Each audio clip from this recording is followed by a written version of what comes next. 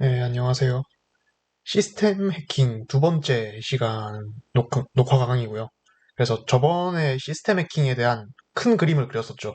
그래서 시스템 해킹은 어떤 걸 가리키느냐라고 했을 때, 이제 시스템이라는 큰 집이 있고, 이 집 안에 여러 가지 프로세스가 있다고 했죠.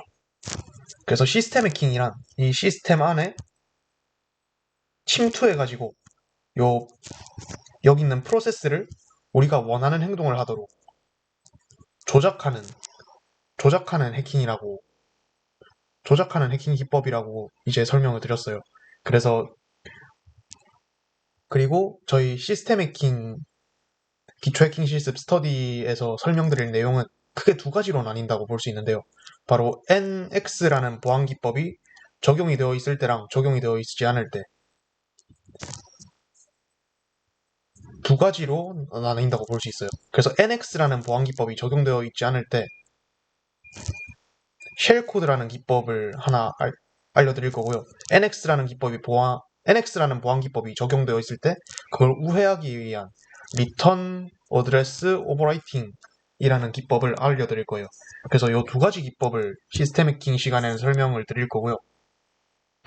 그 중에서 이번 시간에는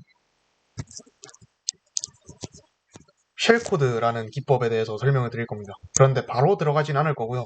여기에 필요한 배경 지식을 설명을 드릴 겁니다. 그래서 배경 지식이 뭐가 있냐라고 했을 때 시스템 콜에 대해서 오늘은 설명을 드릴 거예요. 그래서 시스템 콜에 대해서 설명을 드리고요. 만약에 시간이 남으면은 이제 쉘 베이직이라는 드림액 문제를 가지고 이제 실제 쉘 코드를 작성을 해서 문제를 푸는 그런 시간을 가져볼 거예요. 그러면 시스템 콜에 대해서 먼저 설명을 해야 되는데요.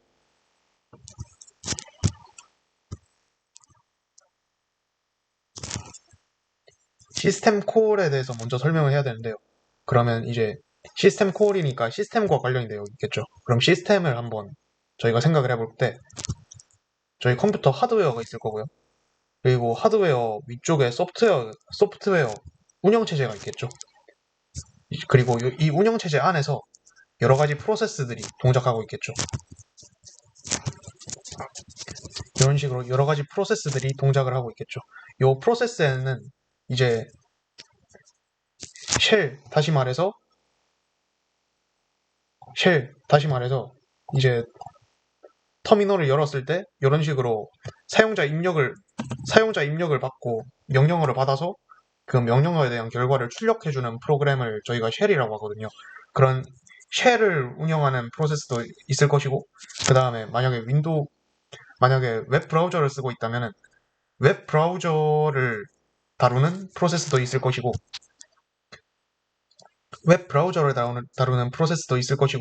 그리고 여러분들 코딩 하겠죠? 그래서 만약에 코딩을 해서 C 언어 프로그램을 돌리고 있다라고 하면은 그 C 언어 프로그램과 관련된 프로세스도 있을 것이고, 이런 식으로 운영체제 하에서 다양한 프로세스들이 동작을 하게 돼요. 그럼 이 프로세스를 살펴봤을 때 이 프로세스는 결국 함수들의 집합으로 볼 수 있죠. 그래서 프로세스 맨 처음 시작했을 때 이제 메인 함수부터 들어가서 만약에 사용자가 함수를 정의했다고 쳤을 때 함수 1이라고 할까요? 그럼 함수 1에 대한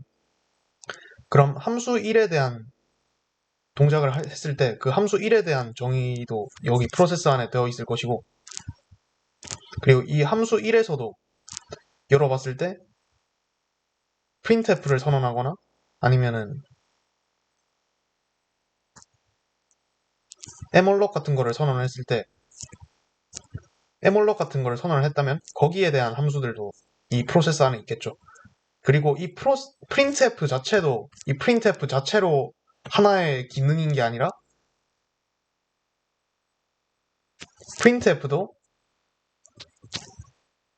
라이브러리 함수 안에 printf 살펴보시면은 printf의 실제 구현이 있죠. 그래서 printf 실제 구현을 보시면은 이 안에서도 여러 가지 여러 가지 함수들이 막 선언이 되어 있는 걸 볼 수 있어요. 이런 식으로 프로세스들은 함수들의 집합으로 볼 수가 있죠. 그래서 이 프로세스가 어떤 기능을 해야겠다라는 게 다 함수에 정의가 되어 있습니다. 그리고 그 함수를 쪼개다 보면은 라이브러리 함수도 있을 거고, 라이브러리 함수도 쪼갤 수 있어요. 더 작은 함수로 쪼갤 수 있습니다.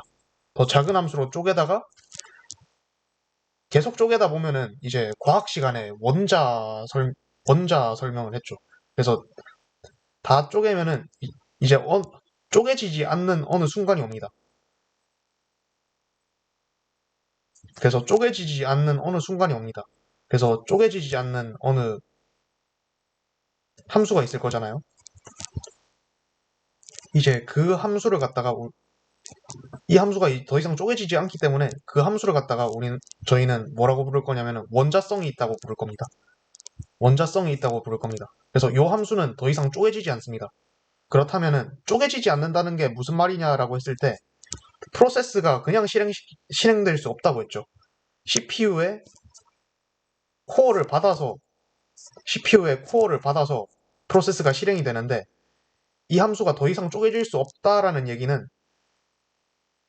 만약에 프로세스가 실행이 되고 타고 내려가서 CPU가 요 함수를 실행시키고 있다고 생각을 해볼게요. 그럼 더 이상 쪼개질 수 없다는 얘기는 이 함수가 실행되고 있는 동안에는 그 누구도 이 함수를 실행하고 있는 CPU 코어를 건드리지 못해요. 이 함수가 끝나고 난 다음에 이제 이 함수가 끝나고 난 다음에 이 함수가 끝나고 CPU 코어를 반환을 해야지 이제 다른 프로세스가 이 코어를 받아서 다시 실행이 될 수 있어요. 그래서 이런 원자성이 있는 이런 함수는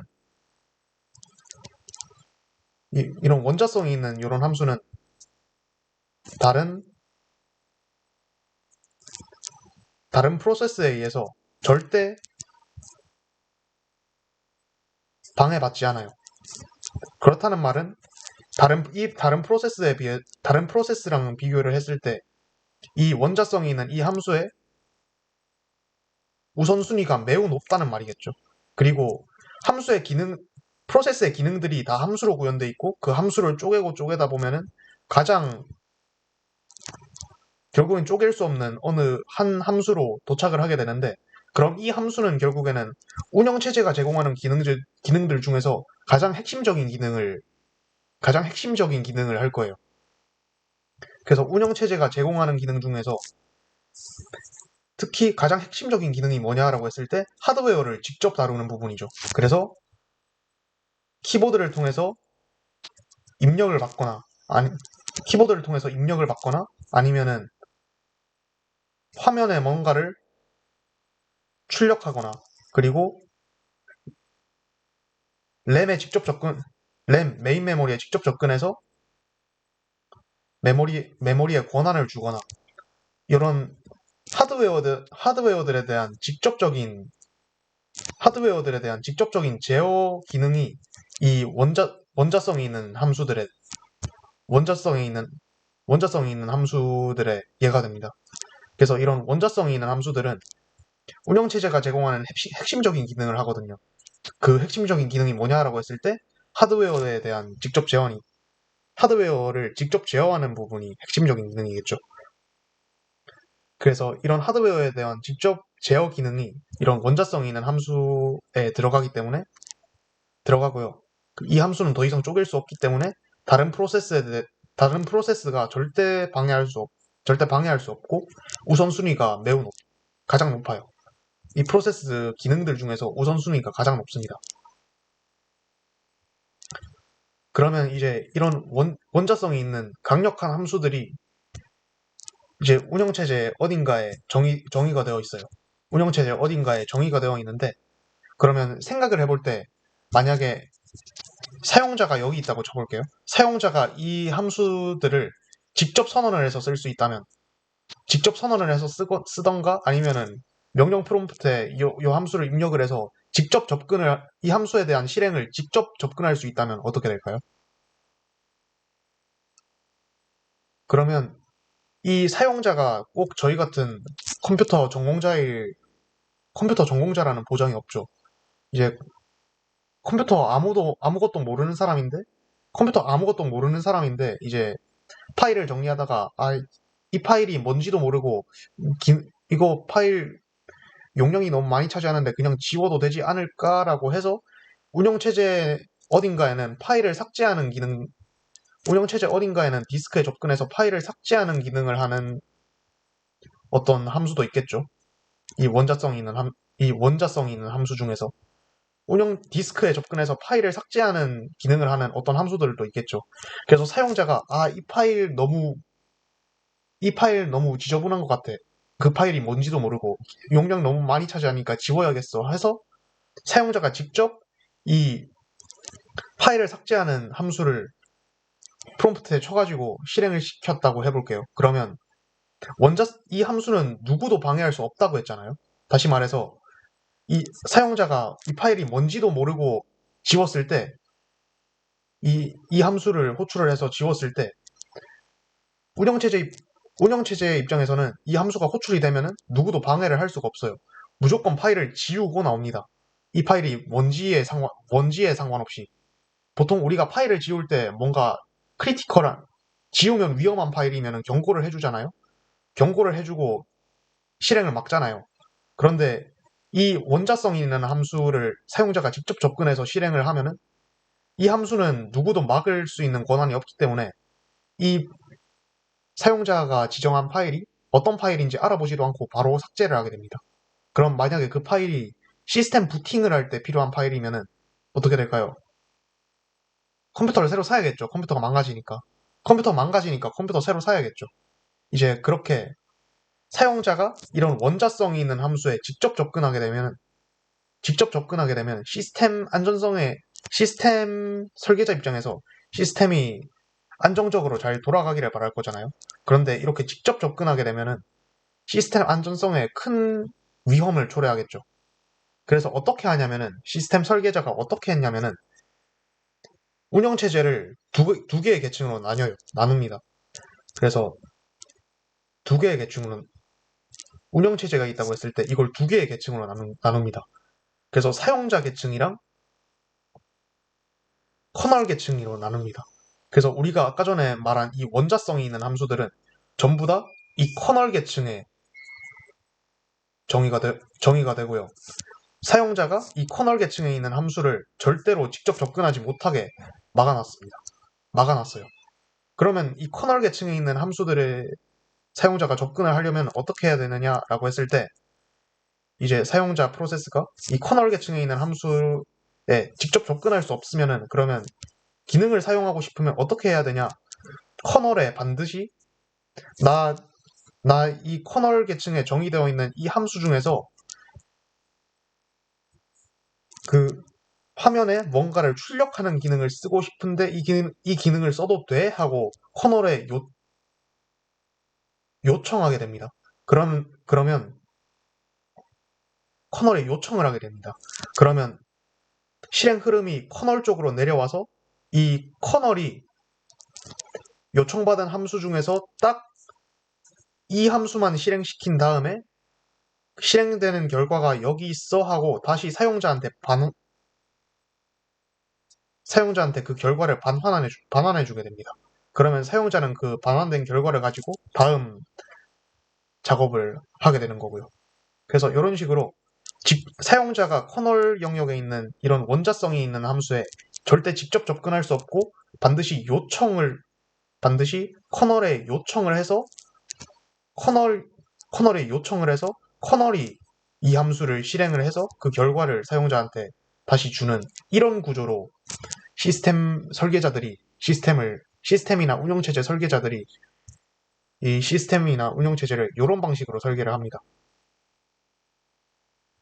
그래서 사용자 영역이 있고 그 사용자 밑쪽에 제어를 담당하는 영역이 있는데 그 영역을 운영체제 입장에서는 커널이라고 부릅니다. 이런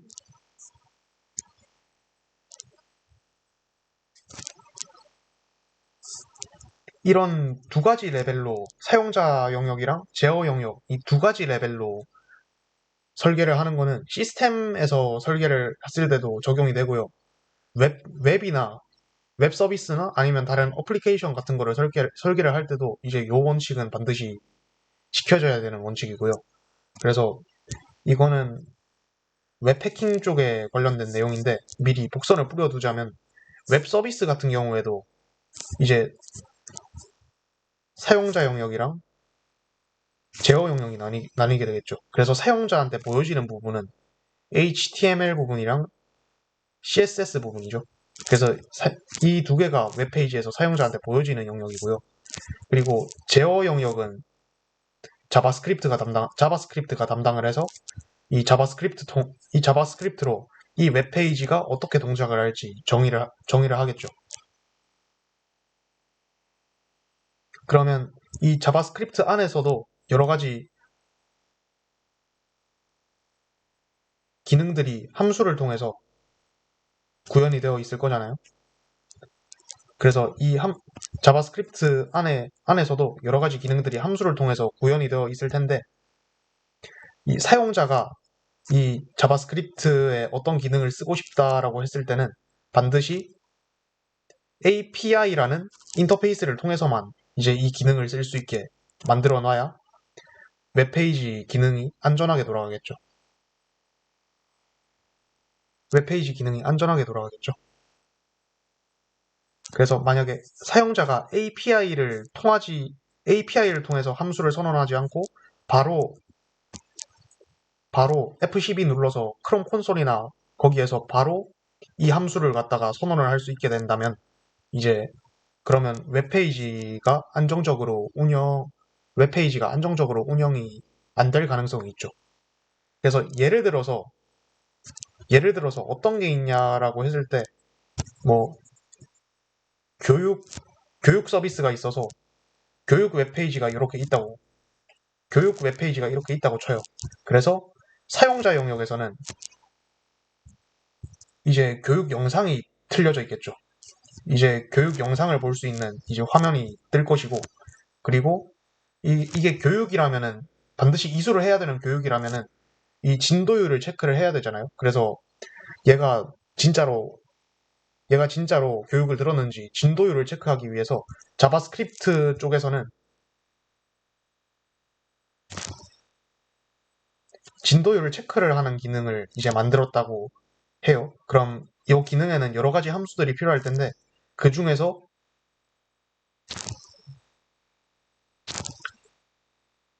그 중에서 어떤 함수가 있냐라고 했을 때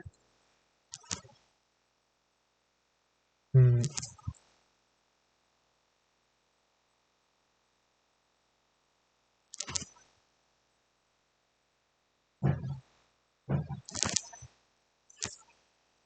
그중 어떤 함수가 있냐라고 했을 때 이런 함수가 있겠죠. 예를 들어서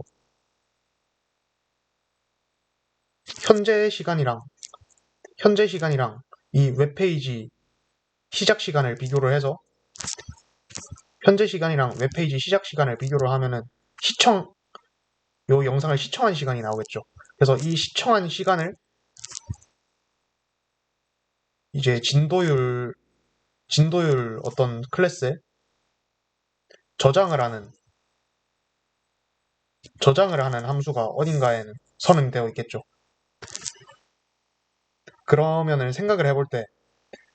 그러면 이 웹페이지 설계하는 사람이 생각을 해볼 때 이 저장하는 이 함수는 이 자바스크립트 안에서 내부적으로 선언이 되고 내부적으로 사용되는 함수이기 때문에 사용자가 접근을 하면 안 되겠죠. 사용자가 접근을 하면은 안 되는 함수겠죠. 그런데 만약에 설계를 잘못해서 이 저장이라는 함수가 저장이라는 함수를 사용자가 직접 호출할 수 있으면 어떻게 될까요? 그러면 사용자 입장에서는 굳이 이 교육을 다 들을 필요가 없죠. 바로 콘솔 열어서 저장이라는 함수에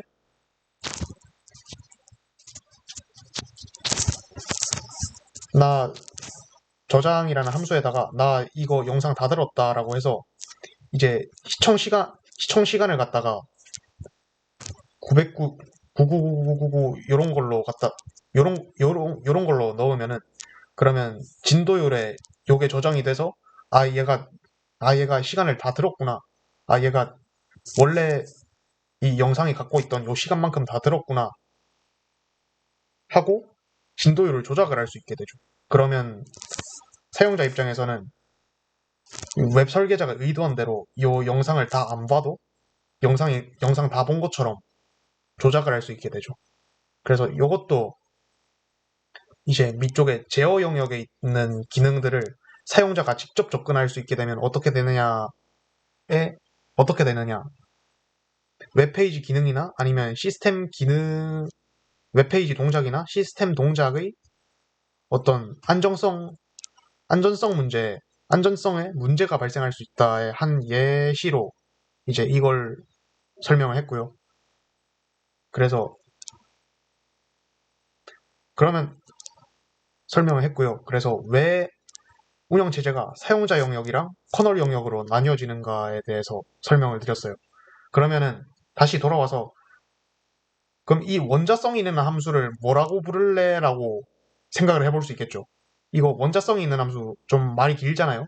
그래서 이 함수들을 다 총칭해서 뭐라고 부르느냐 시스템 콜이라고 부릅니다.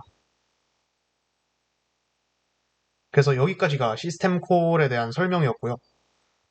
좀 말이 길어졌는데 그 이유는 왜 운영체제가 커널이랑 유저 영역으로 나뉘어가지고 커널 영역으로 요청을 해야 이런 시스템 콜이 사용이 가능해지냐 그거에 대한 답변도 같이 제가 설명을 드렸기 때문에 좀 말이 길어졌고요. 그래서 최종적으로 이 함수들을 쪼개서 더 이상 쪼갤 수 없는 이 원자성을 가지는 가장 우선순위가 높고 다른 프로세스들에 방해받을 수 없고 운영체제 입장에서 핵심적인 기능을 하는 하드웨어를 직접 제어하는 걸 담당하고 있는 이런 함수들을 갖다가 시스템 콜이라고 부릅니다. 그럼 시스템 콜에는 여러 가지 종류가 있어요. 여러 가지 종류가 있겠죠. 그래서 여러 가지 종류가 있는데 그게 어디 저장되어 있냐면은 이 운영체제 내부에는 시스템 콜 테이블이라는 테이블이 있어요. 그 테이블에 이런 형식으로 저장이 되어 있습니다. 그 테이블에 이런 형식으로 저장되어 있습니다. 이거는 그냥 사람이 보기 쉽게 표로 정리해 놓은 거고요. 실제 테이블이 어떻게 저장되어 있냐라고 하면은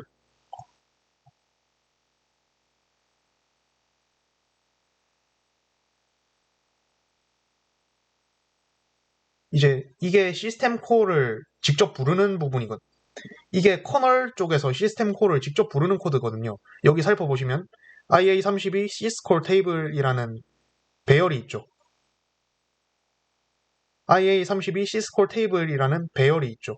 그리고 배열 뒤쪽에 괄호 치는 거 보니까 이 배열은 뭘 담고 있냐면 함수 포인터를 담고 있어요. 그리고 함수 포인터를 담고 있다는 걸 알 수 있겠죠.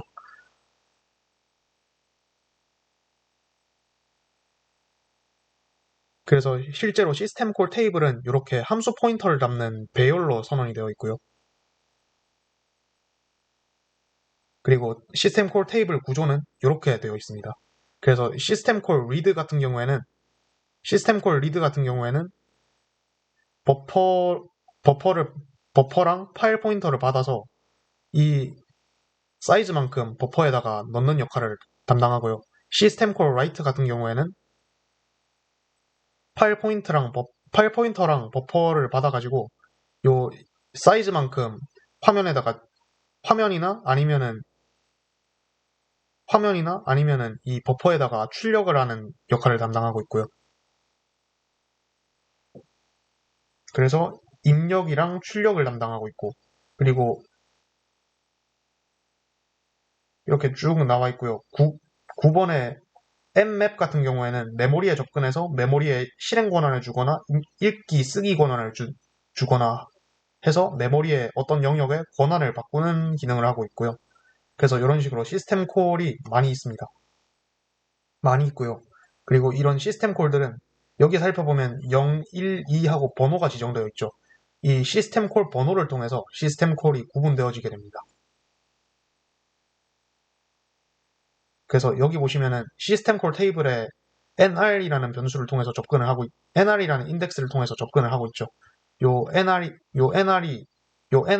이 시스템 콜 번호가 들어간다고 보시면 됩니다.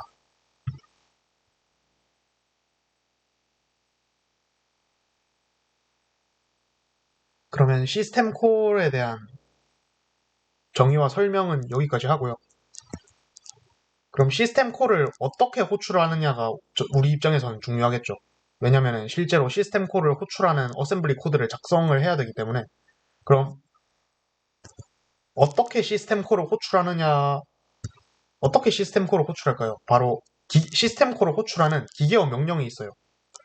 바로 syscall이라는 기계어 명령입니다. 그래서 이 기계어 명령을, 어셈블리 명령을 실행을 하면은 시스템 콜을 호출을 하는데, 아까 전에 설명을 드렸죠. 시스템 콜에는 번호가 있다고 설명을 드렸죠. 그래서 0번이면 read, 1번이면 write, 2번이면 open, 이런 식으로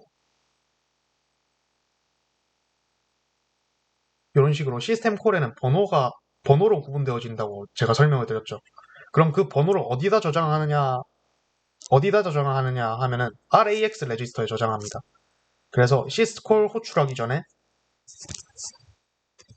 move RAX에다가 이제 여기에 시스템 콜 번호가 담겨져 있겠죠. 그래서 예를 들어서 write라는 시스템 콜을 호출하고 싶다고 쳐봐요. 그러면은 이 write의 시스템 콜 번호는 1번이거든요.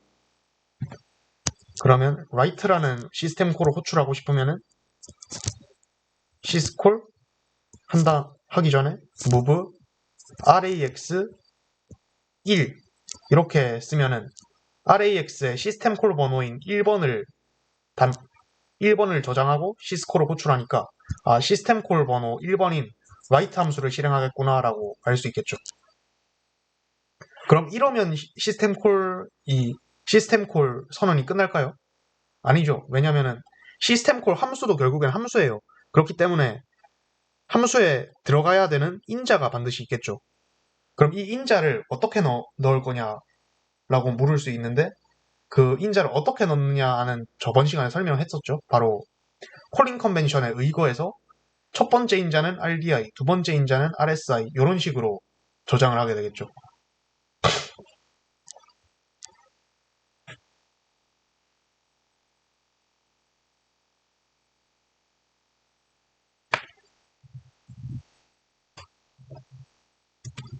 그러면 write의 파라미터를 살펴보시면은 write의 파라미터는 이런 식으로 들어가거든요. write의 파라미터는 이런 식으로 들어가요. 그래서 첫 번째로 파일 포인터가 들어가는데, 파일 포인터가 0이면은 스탠다드 아웃을 의미하고 표준 출력을 의미하고 화면에다 출력하게 되겠죠. 그리고 그리고 버퍼 포인터는 출력할 문자열이나 아니면 출력할 정보가 들어있는 포인터고요. 그 다음 몇 바이트 출력할 것인가에 대한 사이즈가 들어가게 되겠죠. 그래서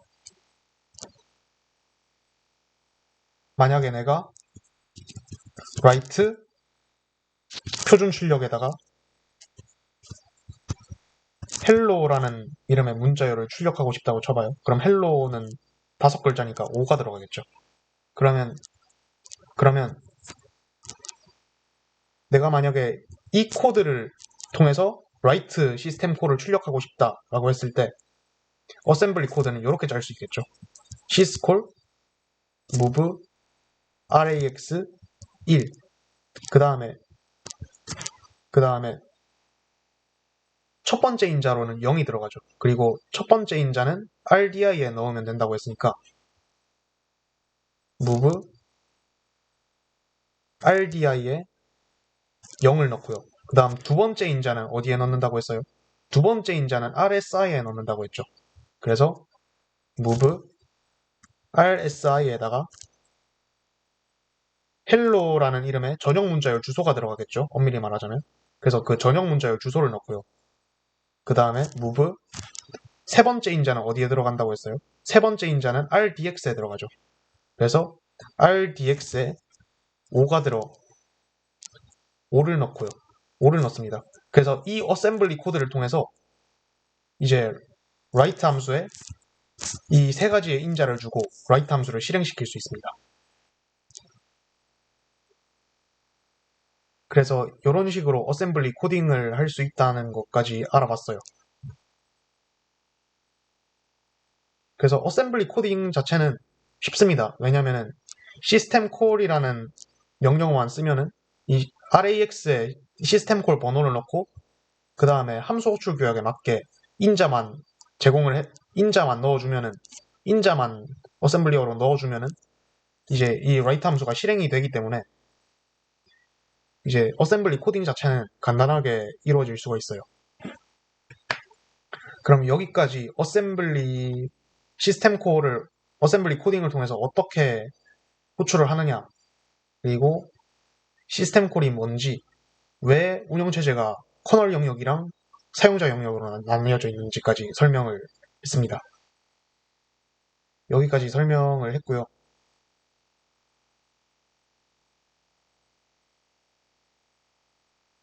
지금 30분이니까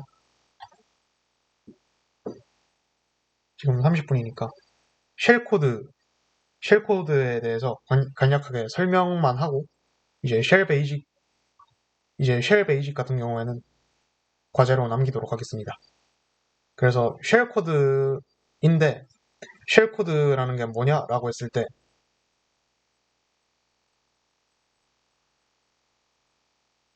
이제 쉘을 실행시키는 프로세스가 있다고 했죠. 쉘을 실행시키는 프로세스가 있다고 했죠. 그러면 쉘을 실행시킬 수 있는 프로세스가 있다면 이 운영체제 어딘가에는 쉘을 실행시킬 수 있는 프로그램이 있다는 얘기겠죠. 그래서 리눅스 기준으로는 빈 폴더에 sh라는 프로그램이 있습니다. 이 프로그램을 실행시키게 되면은 쉘을 실행시킬 수가 있어요. 그럼 쉘이 실행되면 어떻게 되느냐라고 했을 때 새로운 프롬프트가 생깁니다. 새로운 프롬프트가 생겨요. 그래서 새로운 프롬프트가 생겨서 거기에서 입력을 받고 뭔가를 할 수 있습니다. 그럼 제가 시스템 해킹은 다시 설명을 드리자면은 프로세스를 우리가 원하는 대로 조작한다고 설명을 드렸죠. 그럼 만약에 어떤 프로세스가 실행이 되고 있다고 쳐봐요. 실행되고 있는데 저희가 프로세스에 침투를 해서 이 프로세스가 쉘을 실행하도록 바꾸면 어떻게 될까요? 그러면은 사용자인 제 입장에서 이 프로세스는 자기 기능을 잘 하다가 갑자기 프롬프트를 띄웁니다. 그러면은 제 입력을 받을 수가 있겠죠. 그러면 만약에 이 프로세스가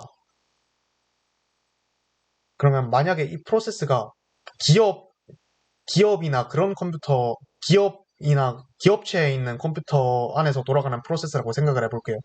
그러면 이 프로세스가 예를 들어서 기업의 내부 기밀에 접근할 수 있는 그런 프로세스라고 생각을 했을 때, 접근하고 있는 프로세스라고 생각을 했을 때, 우리가 이 프로세스를 조작해서 쉘을 따게 된다면, 우리는 이 기업에 있는 컴퓨터에,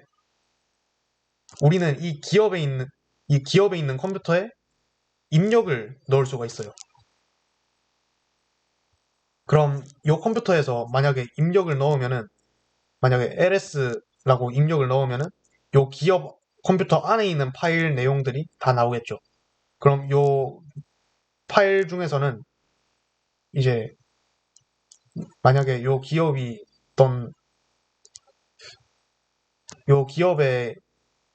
고객들에 대한 개인 정보일 수도 있고요. 아니면은 진짜로 이 기업이 밀고 있는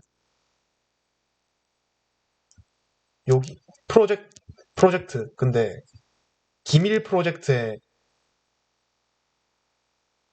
내용일 수도 있고요. 이런 식으로 다양한 정보들을 볼 수 있겠죠. 그래서 만약에 프로세스를 조작해서 이 프로세스 안에서 쉘을 실행시키게 된다면 우리는 이 프로세스가 돌아가고 있는 컴퓨터에 입력을 넣을 수 있기 때문에 이제 해킹하는 사람 입장에서는 엄청 이득을 볼 수 있겠죠. 여러 가지 정보를 빼오거나 아니면은 이 컴퓨터에 침투를 해서 내가 원하는 대로 활동을 할 수 있다는 소리니까, 내가 원하는 대로 활동을 할 수 있다는 소리니까, 쉘을 따는, 프로세스에 침투를 해서 쉘을 따는 거는 매우 해커 입장에서 도전해 볼 만한 행위겠죠. 그러면 이 쉘을 따기 위한 몇 가지 방법들이 있는데 그 방법 중 하나가 바로 쉘 코드입니다. 저희가 시스템 콜을 설명을 드렸죠. 그래서 시스템 콜을 이 어셈블리 코딩을 통해서 시스템 콜을 실행할 수 있다라고 하는데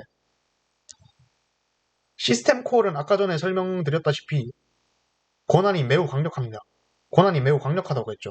그렇다면 이 시스템 콜들을 조합해서 이 사용자 프로세스에 들어가서 이 사용자 프로세스가 시스템 콜을 실행하도록 실행 흐름을 바꾼다면 어떻게 될까요?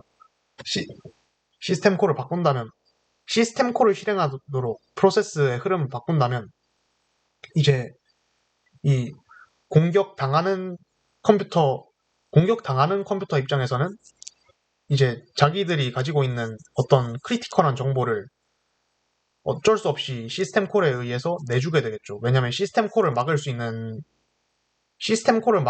권한이 없습니다. 시스템 콜이 가장 권한이 높게 설정이 되어 있기 때문에 시스템 콜이 가장 권한이 높게 설정되어 있기 때문에 운영체제에서 시스템 콜을 막을 수가 없으니까 이제 시스템 콜을 실행하도록 프로세스 실행 흐름이 바뀌게 되면은 이제 이 프로세스가 돌아가고 있는 컴퓨터 입장에서는 자기가 갖고 있는 정보들을 공격자한테 그대로 시스템 콜 동작에 의해서 줄 수밖에 없는 거죠.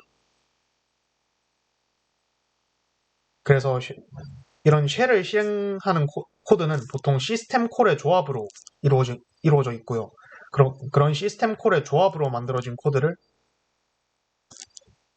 쉘코드라고 부릅니다. 그래서 쉘 코드의 목적은 쉘을 실행하는 건데 굳이 쉘을 실행 안 해도 만약에 이 프로세스가 돌아가고 있는 컴퓨터에 어떤 파일의 내용을 읽고 싶다라고 했을 때 오픈이 파일 내용을 여는 파일을 여는 시스템 콜이거든요. 그래서 파일을 열어서 read 함수로 파일을 읽고 write 함수로 그거를 표준 출력으로 출력을 하게 되면은 굳이 쉘을 안 따도 이제 이런 크리티컬한 파일의 내용을 읽을 수 있는 거죠.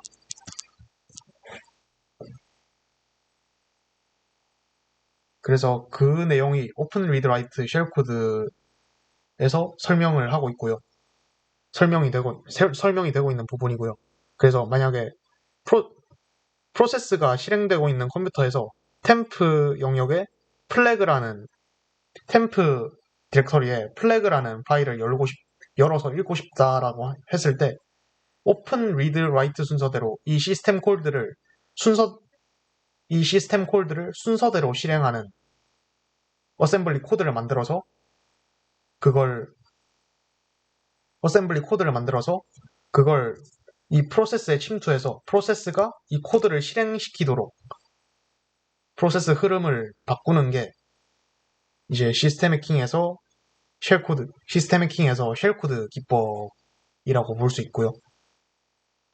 그러면 실제로 이 시스템 콜을 저희가 어셈블리 코딩을 해야겠죠. 그래서 오픈 리드 라이트에 대한 파라미터 정보는 여기에 다 담겨져 있고요. 그럼 실제로 이 통해서 시스템 콜을 통해서 프로세스가 실행되고 있는 컴퓨터에 어떤 파일을 읽는 쉘 코드를 이제 직접 짜보는 시간을 갖겠습니다.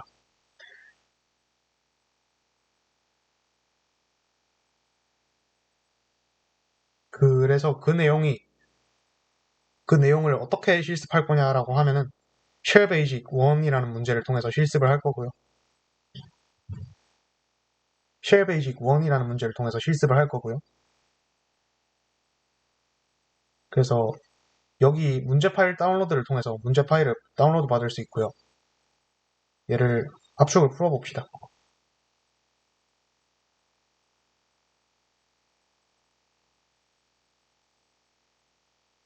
압축을 풀면은 압축을 풀면 이 C 파일 하나랑 실행 파일 하나가 들어있거든요.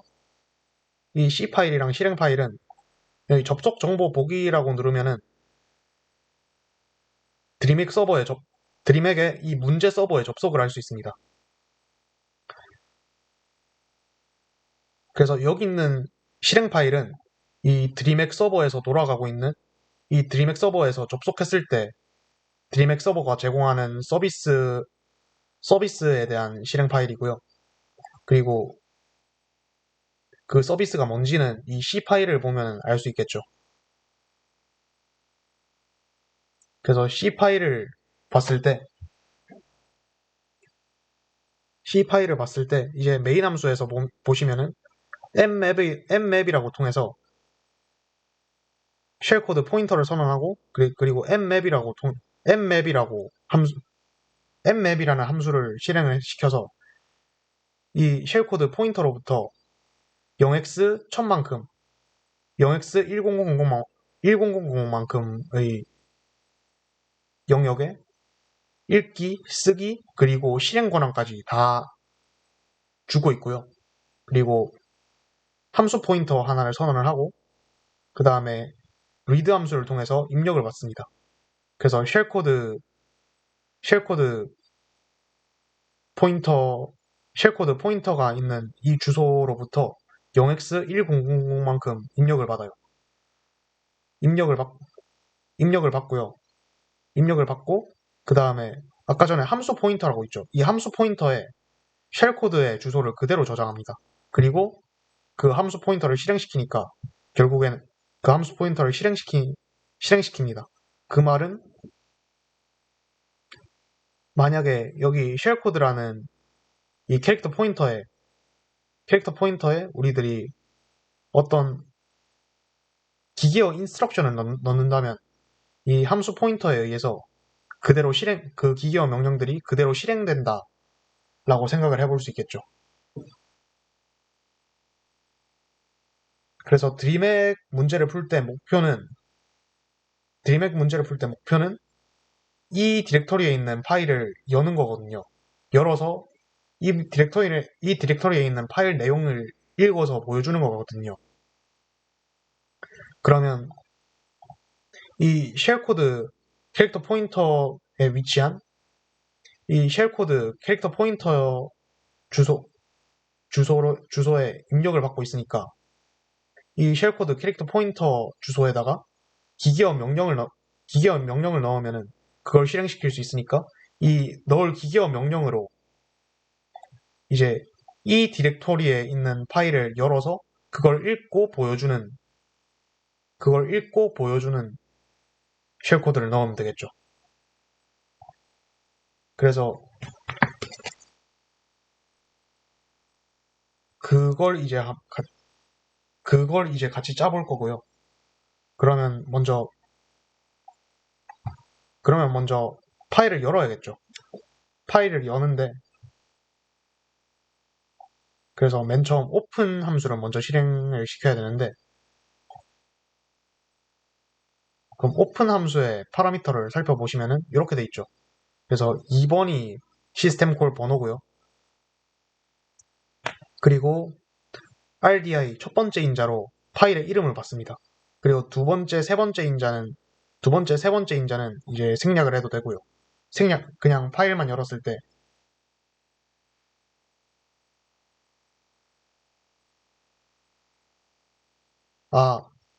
파일을 열 때 이 파일을 열어서 파일을 어떻게 열 것인지 그것도 지정을 하죠.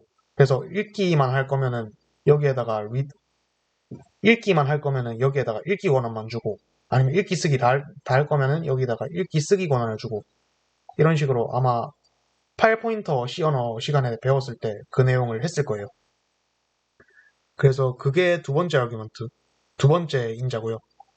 그래서 첫 번째 인자로는 파일에 경로가 들어가고 두 번째 인자로는 읽기 쓰기 권한이 들어가는데 이제 읽기 권한은 두 번째 인자에 0을 넣으면 읽기 권한을 주는 거고요. 읽기 권한을 주는 겁니다. 그러면 맨 처음에 실행해야 될 명령어는 오픈이죠. 그래서 오픈해서 홈 영역에, 그래서 홈 영역에 어떤 파일에 대한 경로를 받고 읽기니까 두 번째 인자로 0을 넣어야 돼요. 그래서 이걸 먼저 실행시켜야 됩니다. 그러면 시스템 콜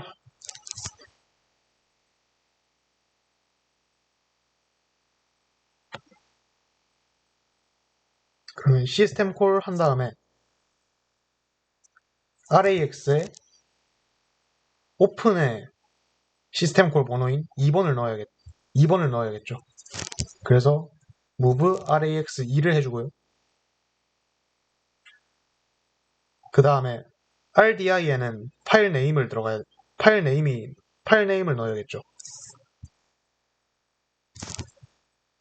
RDI에는 파일 네임을 넣어야겠죠. 그리고 move RSI에는 0을 넣어야 됩니다. 그런데 여기에서 문제가 하나 발생해요.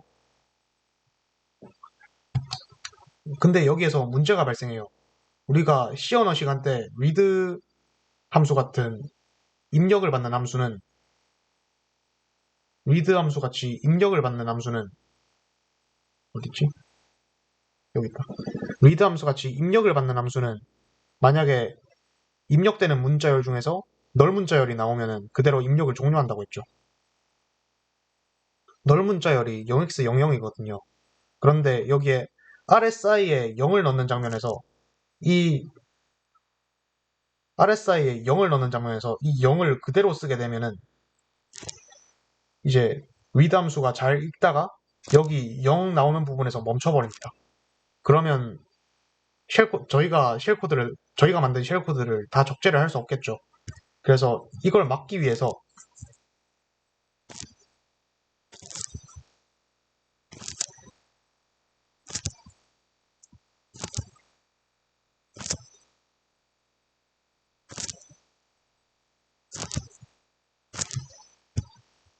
XOR을 사용합니다.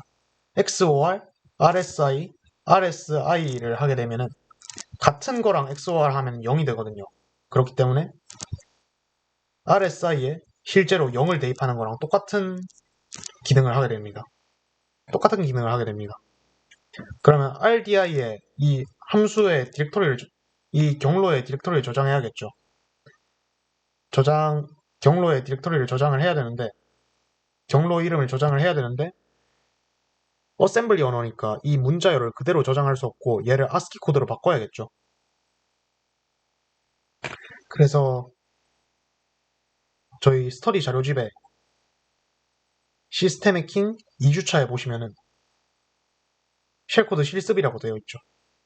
그래서 쉘코드 실습에 보시면은 이걸 전처리한 게 나와 있어요. 그래서 파이썬으로 이 문자열을 갖다가 16진수로 ASCII 코드로 바꾼 전처리하는 과정이 있고 파일 경로를 ASCII 코드로 바꾼 그 결과도 이런 식으로 나와 있죠. 그리고 저희가 메모리 그릴 때 8바이트씩 그렸죠. 그래서 메모리 담기 편하도록 이 16진수 데이터도 8바이트씩 나눠서 이런 식으로 제가 만들어 놨고요. 그리고 메모리에 문자열이 들어갈 때 리트렌디한 방식으로 들어간다고 했죠. 그래서 리트렌디한 방식으로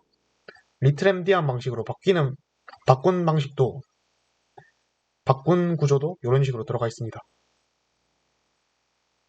그래서 먼저 XOR와 RAX라고 했으니까 RAX에다 0을 넣고요.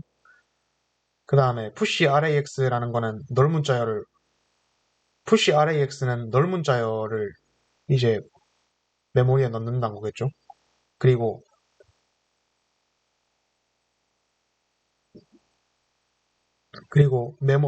문자열이 메모리에 들어갈 때는 여기에서 요 방향으로 들어가면 메모리의 낮은 주소부터 요 방향으로 들어가기 때문에 이제 그거를 감안해서 얘를 먼저 리트렌디안으로 바꿔서 이런 식으로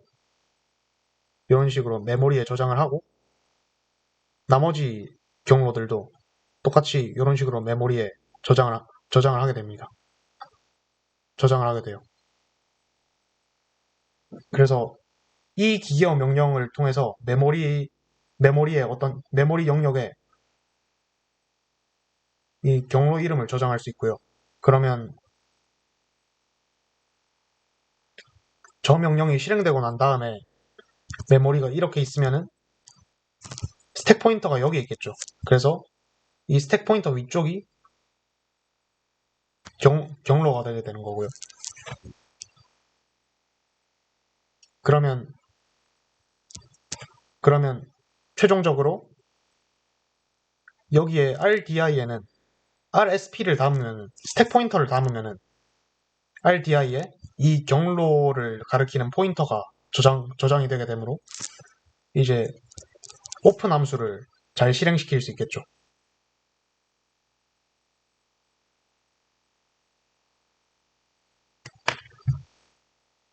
그래서 그거에 대한 내용이 여기까지 나와 있고요. 그 다음에 그러면 이 함수를 읽어야겠죠. 파일을 열었으니까 이 함수를 읽어야겠죠.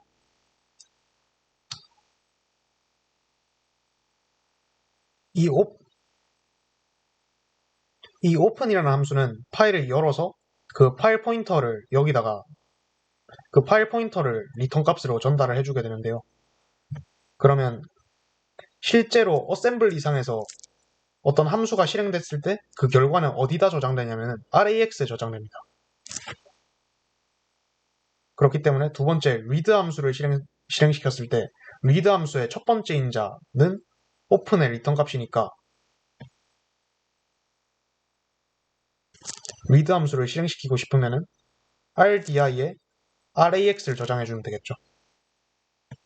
그러면 이 RAX는 오픈의 리턴 값이고 그게 RDI 첫 번째 인자를 가리키는 레지스터에 들어가게 되니까 이 명령을 통해서 read의 첫 번째 인자를 넣은 거예요. 그리고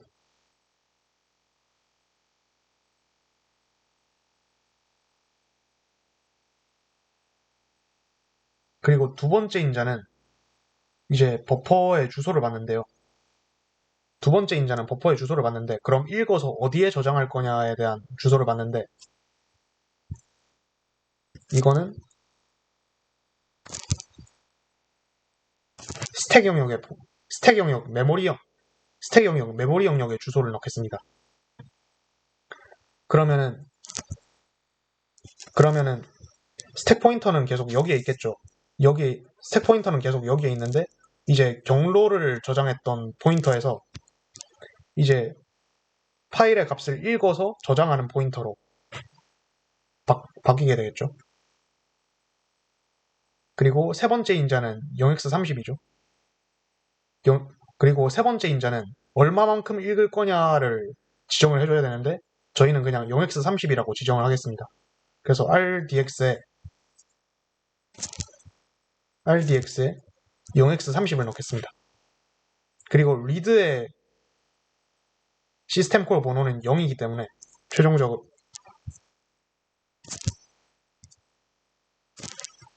move rax 0을 하고 싶은데 0을 그대로 쓸 수 없죠. 왜냐면 넓은 자열 때문에 그대로 쓸 수가 없으니까 XOR RAX를 해주면 되겠죠. 그리고 syscall 이렇게 하면은 두 번째 read 함수가 들어간 겁니다. read 함수가 들어가게 되겠죠. 그러면은 경로에 있는 파일을 열고 파일을 읽어서 그 파일 읽은 결과가 지금 스택 포인터가 가리키는 쪽 위쪽에 들어가게 되겠죠. 그럼 이제 그걸 읽어서 화면에 출력해야겠죠. 그럼 출력하는 함수 write를 작성해야 됩니다. 그리고 write의 경우에는 첫 번째 인자로 1이 들어가야 표준 출력에 출력을 하기 때문에 첫 번째 인자로 1을 넣어야 돼. 첫 번째 인자로 1을 넣어야 되겠죠.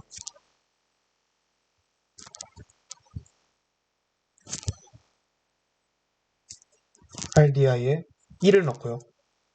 그리고 두 번째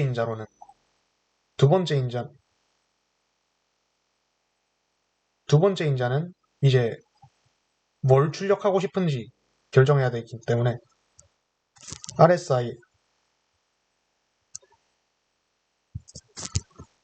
RSI에 이제 파일을 출력한 결과가 스택 포인터 위쪽에 저장되어 있으니까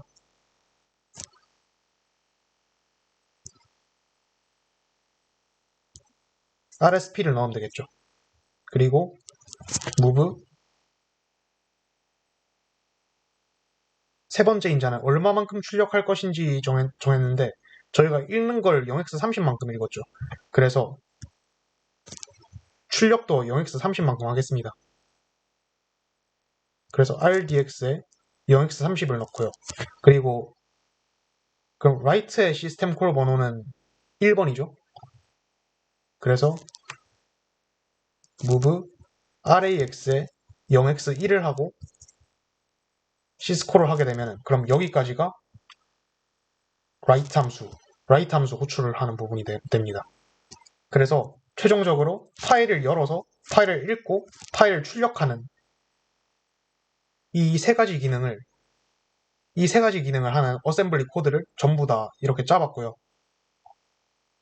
그러면 짠 결과는 그럼 짠 결과가 어디 있냐라고 했을 때 저희 스터디 자료집에서 쭉 내리면은 짠 결과가 이런 식으로 나옵니다. 이런 식으로 짠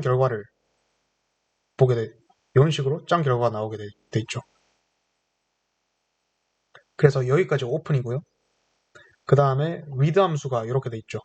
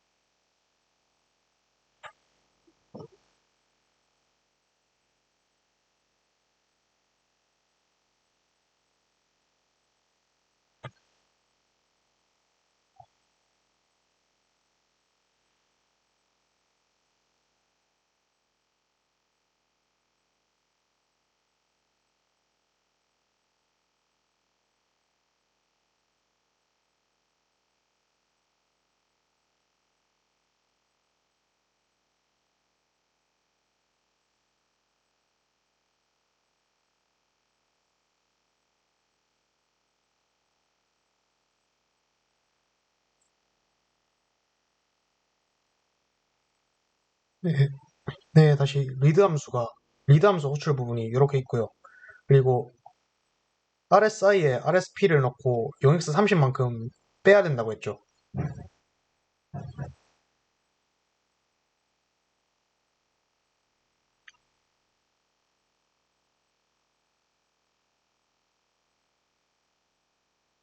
그 이유는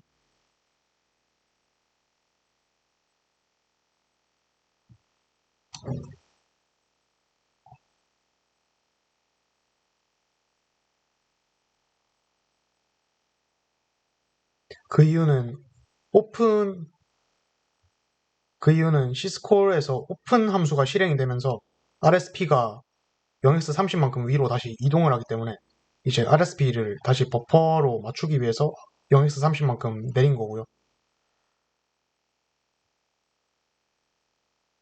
그리고 여기까지가 read 부분이고 그 다음 마지막 이 부분이 write 부분이겠죠.